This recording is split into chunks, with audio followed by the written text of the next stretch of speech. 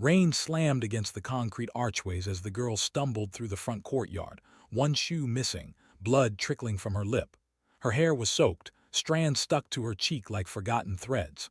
Behind her, laughter echoed through the school's stone corridors, not the joyful kind. The cruel kind, the kind that eats into memory and stains it forever. She turned the corner and froze. Jason Statham was already standing there, drenched, silent, and still. One hand was at his side, the other holding her book bag, the one they'd thrown out the second-floor window. His eyes never left the hallway behind her, but 3 minutes earlier the school was calm, the kind of calm that hides rot beneath marble floors, just before it all turned. St. Merrick's Academy for the Elite sat on a green hilltop like it was carved into royalty itself. Tall glass halls, polished mahogany doors, and security that smiled but never interfered. The kind of place where money outweighed ethics, where some names on the donor board bought immunity.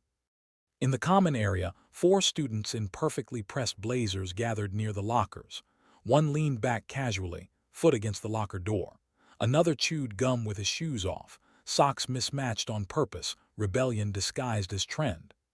A girl twirled a hairbrush while scrolling on her phone, and the fourth, he just watched. The one who always just watched, near them by the vending machines, a girl stood with her hands clasped over her stomach, slight, unassuming. Hair tied in a low braid, glasses with a tiny crack on the right lens. She wore the same uniform, but on her it looked like borrowed dignity, neat but worn too many times. She hadn't spoken all morning. That was her reputation, quiet, too quiet. Even her name, Miriam, was rarely said above a whisper. The gum chewer nudged his friend and nodded at her. It began with one comment. Then a rapper flicked at her back. Then a tap on the shoulder, fake kindness masking menace. Miriam flinched and tried to walk past. She didn't make it 2 steps before the locker behind her slammed open. A laugh, then another. And then it stopped being subtle. She reached to pick up the book they'd knocked from her hand. A foot crushed it before she could touch it. The pages split, soaking up juice someone poured from a can. Her breath hitched, but her face stayed still. She reached again. Another foot. Then the gum chewer pulled her backpack. Not all the way, just enough to tear one strap. They all laughed harder, and still she didn't cry. She just looked up, her glasses lopsided now, and stared at the one who hadn't moved, the watcher, the one who always looked but never joined in. He glanced down, then away. She was on her own until a book flew from above. It wasn't hers. It was bigger, hardbound. It hit the floor like a shot, loud enough to silence them all for a second. They turned. On the second-floor walkway, a figure stood in the shadows of the overhang, watching, unmoving. They couldn't see his face, not yet, but Miriam had already started running. The gum chewer called after her once, jokingly, but something in the silence made his voice crack. In the hallway, Miriam turned a corner and the fire door behind her slowly shut. As it did, Jason Statham came into view. He stepped forward, holding her bag, the torn strap twisted carefully back into place. But this isn't where his story began either, because earlier that morning Jason Statham was already on the grounds, not as a visitor, not as a parent, but as a replacement maintenance supervisor, part of a discreet security trial the board had requested after a recent break-in. They wanted muscle. They didn't expect memory, because St. Merrick's wasn't new to Jason Statham. Long before the fame, the fights, the silence, he'd walked these same halls under another name. He knew the corners, the blind spots, and he remembered exactly what it felt like to be invisible until pain made you seen. He was in the basement workshop when he heard the crash. He ignored the first sound, but the second, the sound of water from the busted ceiling pipe near the locker zone, made him move. He climbed the service stairs. By the time he reached the second floor, he saw the gum chewer laughing, Miriam cornered, her bag slipping from her shoulder. He didn't move then, not until she looked up. Not until he saw it, the same look he used to have when no one came to help. That's when he picked up the nearest book, threw it, and waited. Now in the hallway the two of them stood face to face. Miriam froze when she saw him, a stranger maybe, but something in his eyes made her stop running. He didn't speak. He just handed her the bag. The strap was fixed, the zipper closed, nothing missing. A voice from behind broke the tension. The gum chewer was there, the others behind him. Swagger slowed now, but still present. He pointed at Jason Statham like he was ordering someone to move furniture. Jason Statham tilted his head slightly, then took one step forward. The gum chewer stopped talking, Just one step. Jason Statham looked past him to the second boy, the quiet one, the watcher. And it was in that silence, no words, no movement, that the mood changed, because the watcher lowered his eyes and walked away. The gum chewer called after him, voice rising. But the hallway echoed back nothing. Miriam stepped slightly behind Jason Statham now. Not because she was hiding, but because something shifted. For the first time all day, someone else was the one shrinking. The gum chewer's laugh came out forced. He turned to the others, trying to save face. Jason Statham walked right past him, didn't touch him, didn't say anything. But his shoulder brushed the locker, and the sound was loud enough to make them all jump. The hallway emptied. Only Miriam stood there, her hands clutching the bag. When she looked back, Jason Statham was already gone. She didn't know his name. She didn't know why he stepped in. But the next day, everything changed.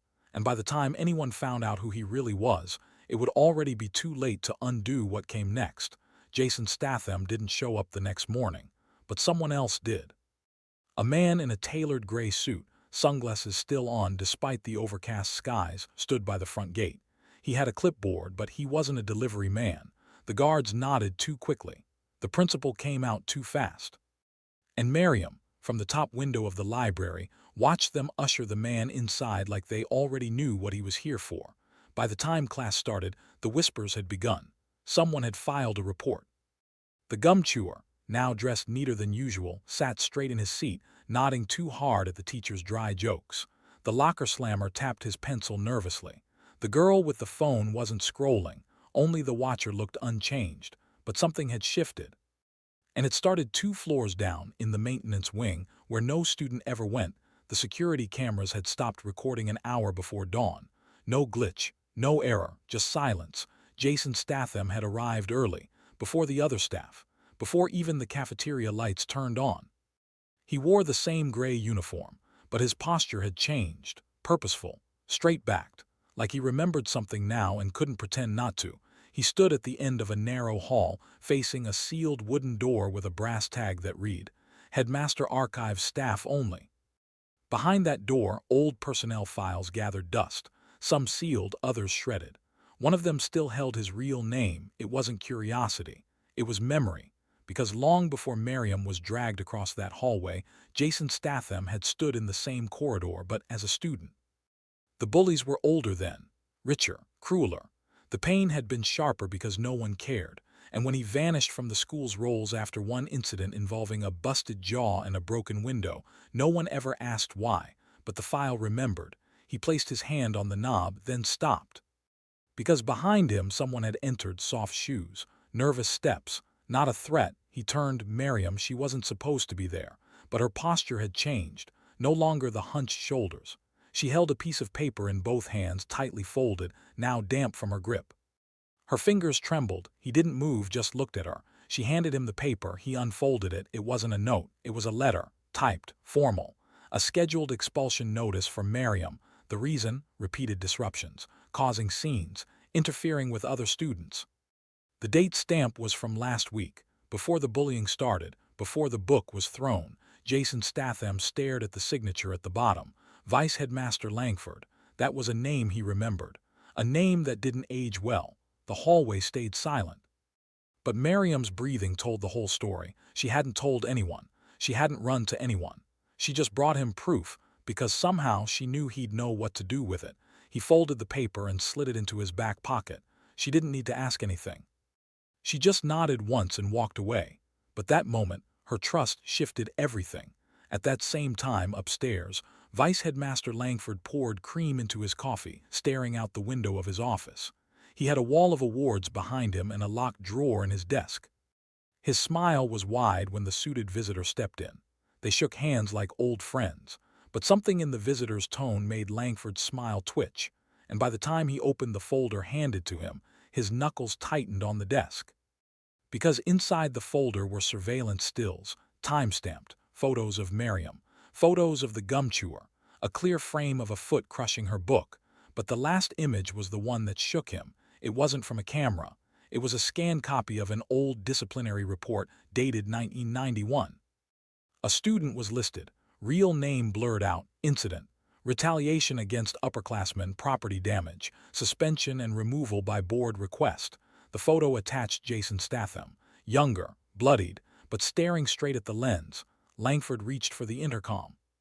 But the man in the suit was already walking out. Outside the window, Jason Statham passed by the courtyard slowly, not hiding, not rushing. The message was clear. Miriam wasn't the only one they underestimated. Back in class, tension cracked like static. The gum chewer dropped his pen twice.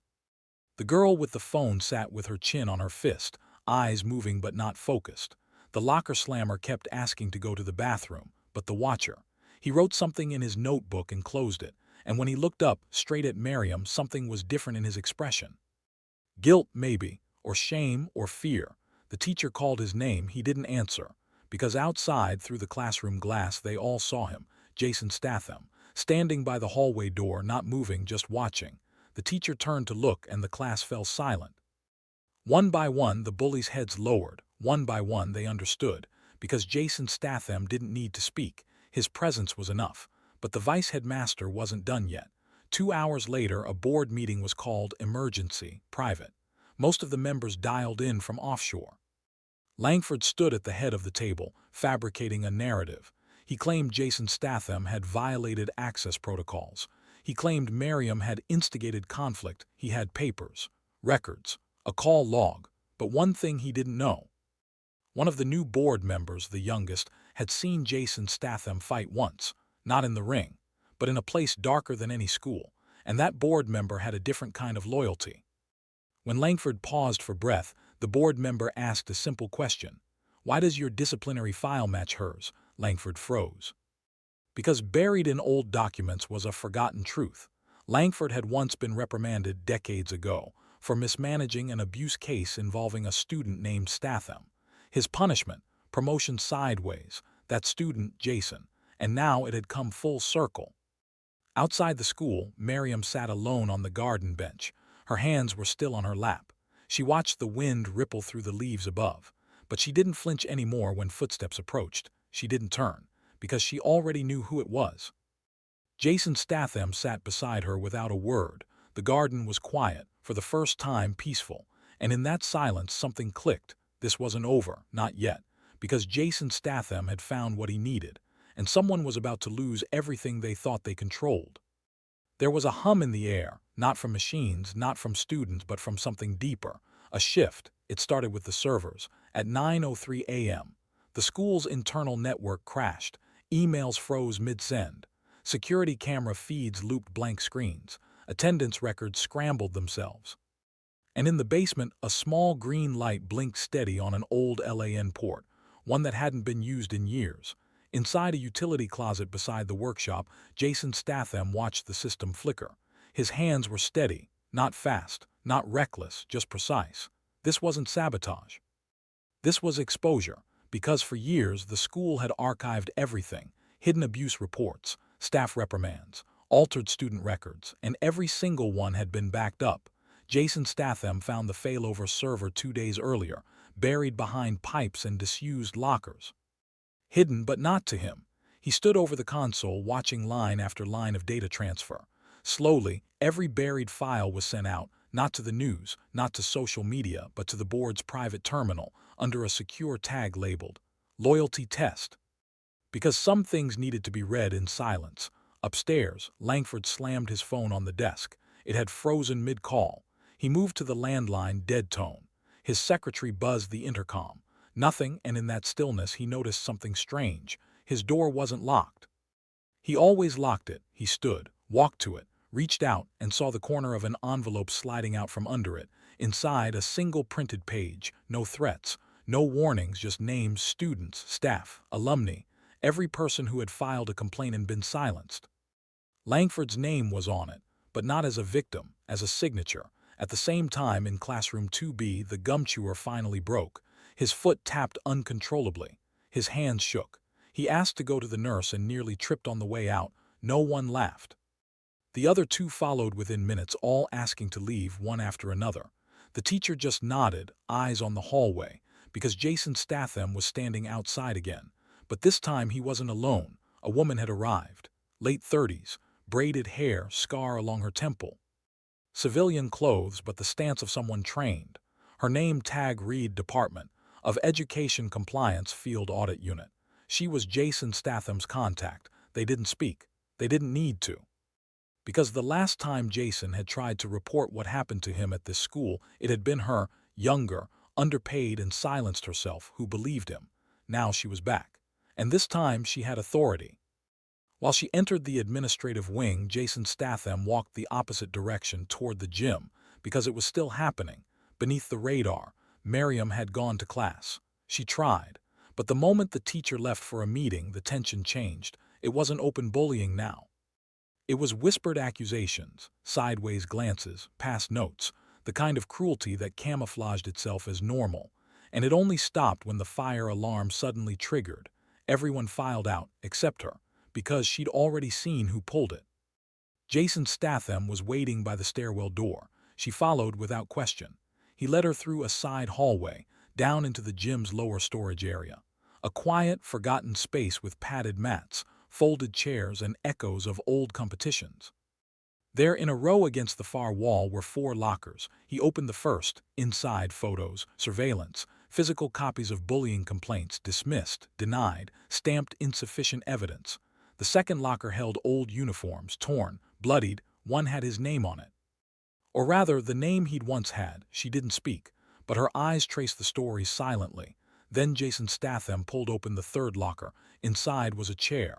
On it, a tablet. He tapped it once. A video began playing. It wasn't grainy. It wasn't edited. It was from last week. Hidden camera, full color. The moment Miriam's book was stepped on. The moment her bag was ripped. The moment her face tightened, but she didn't cry. And then, the book flying from above. She watched herself on screen. And for the first time since this all began, she cried, quietly. No sobbing. Just tears she hadn't allowed herself until now. Jason Statham didn't turn away. He waited until she looked up, then handed her a flash drive. She took it without question, not because she knew what it meant, but because for once someone trusted her with power. That was the true reversal. And while they stood there on the other side of campus, Langford's office door swung open. The compliance officer walked in without knocking. She held a small black folder, set it on his desk, opened it, and began reading line by line, a timeline of systemic neglect, names, dates, file IDs. She didn't raise her voice. She didn't smile. She just read. And when she was done, she asked one question. You deny any of this? Langford didn't answer. He couldn't. Because behind her, the projector hummed to life. The same video Miriam had watched now filled his wall. And in the lower corner of the screen, time-stamped and verified, Jason Statham's ID badge flashed briefly as he stepped into frame. Langford slumped into his chair. For the first time in years, he looked smaller. Meanwhile, outside, a crowd had formed near the courtyard. Word had spread. Something was happening. Staff were tense. Students were whispering. Even parents arriving for early pickup noticed the change. And then the screen in the main atrium flickered. Security footage. One clip, looping silently, Miriam, alone, bullied, then defended, Jason Statham's silhouette stepping forward. It played every 20 seconds. Nobody dared turn it off. And then came the moment no one expected.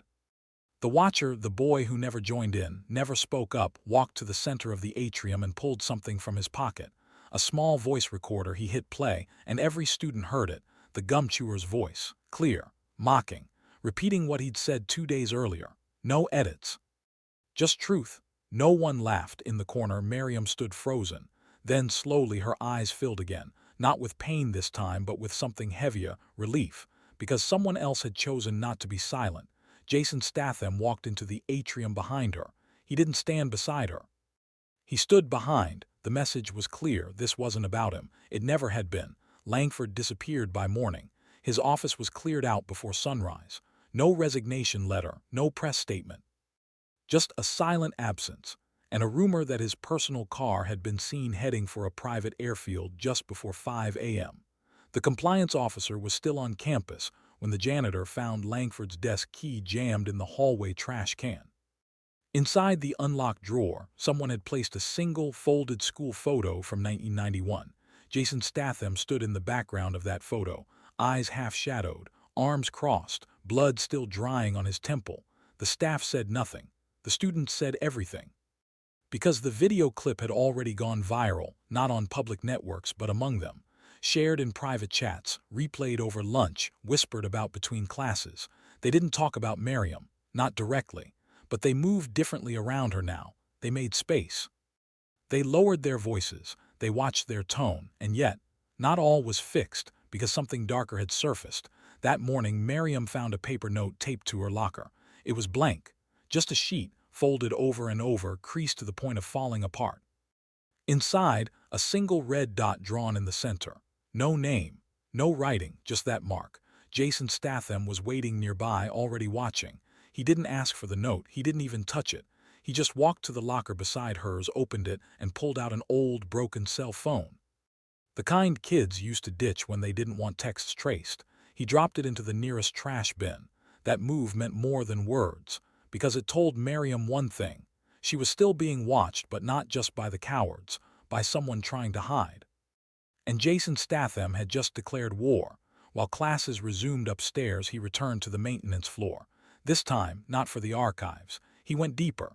There was a basement level below the listed maps, old, sealed. Rumors said it was once an art storage room. Others said it was detention back when corporal punishment was still legal. But Jason Statham knew what it was. Because that's where he'd been dragged all those years ago after defending himself against the same kind of kids, the ones with fathers on the board and names on buildings. He broke the lock with a crowbar. Inside, dust, broken desks, graffiti from another era. On one of the walls, scratched deep into the concrete with a key or nail, was a single phrase, "No one believed me." He stared at it for a long time, then pulled out his phone, not to call, but to take a photo. That photo would be mailed that evening to every parent of a bullied child whose complaint had been erased from St. Merrick's records. No explanation, no message, just the image, time-stamped, location tagged, because truth doesn't need commentary. Meanwhile, above ground, the watchers were starting to panic. The gum chewer hadn't returned since the atrium incident. Rumors said he'd transferred schools overnight, his parents citing emotional instability and campus safety concerns. But Miriam knew better. Because the boy who had once slammed the locker in her face, he was still around, and he'd started walking the halls alone, quiet now, no friends, just stairs. She passed him once. He didn't say a word, but his hand clenched so hard the paper in it crumpled to pulp. Jason Statham saw it all from the end of the hall, but he didn't move, because sometimes knowing you're being watched is enough to make someone rethink their next step. Yet not all enemies reveal themselves in the open. That afternoon, a fire alarm triggered again, third time in 2 days. But this time, the evacuation was slow. Tired teachers, confused students. Jason Statham didn't follow the crowd, he followed the smoke. It wasn't from fire. It was from a fuse box in the basement hallway, one that had been tampered with, and on the wall beside it, another symbol, the red dot. Jason Statham walked straight past it. He already knew the pattern. Someone was testing how far they could push before someone pushed back harder. He turned the corner and there he was. Not a student, not staff, a man in black, too old to belong, too young to be ignored. Unmarked badge on his belt, not police, not federal. Jason Statham stopped 2 steps away, and in that silence something passed between them, recognition. The man backed away first, disappeared into the shadows. Jason didn't chase him, because now he understood. Langford wasn't acting alone. There were layers, the kind that didn't end at the school gate. Back in the courtyard, Miriam sat beneath the same tree, alone again, but this time not afraid. She held the flash drive Jason had given her, fingers brushing the edge like it was a totem. A student approached, not a bully, not a friend, the watcher. He sat down beside her, said nothing, just handed her a note. She opened it. Inside, a list of other names, other students. Ones she didn't even know had been pushed, silenced, punished. Some had left school. Some had stopped speaking, and now they were reaching out, because she had become something she never asked to be, a signal. From the gym windows above, Jason Statham watched them, but he didn't smile, because this wasn't over. There was one more file he hadn't opened yet, buried under his real name in a folder marked "Hold until resignation." He opened it that night. Inside, photos of him, taken recently, candid, from distances. Someone had known he was coming long before the school hired him. Someone had been watching him, and in the bottom of the folder a second flash drive, When he hadn't planted, he plugged it in, and what played stopped him cold, not because it was violent, but because it was recent. It showed Miriam, not being bullied, not crying, but speaking. To someone in a gray van, her face smiling, leaning into the window, and then a second shot, the van's plates, government plates. And suddenly the whole board game changed, because this wasn't just about bullies anymore. It was about why Miriam had really been marked for expulsion before any incident happened, and why her file had been locked behind higher-level clearance. Jason Statham pulled out his own drive, copied the footage, but didn't destroy the original, because someone else needed to see it too. He turned off the lights and sat in silence, as if expecting someone to knock, but no one did, not yet.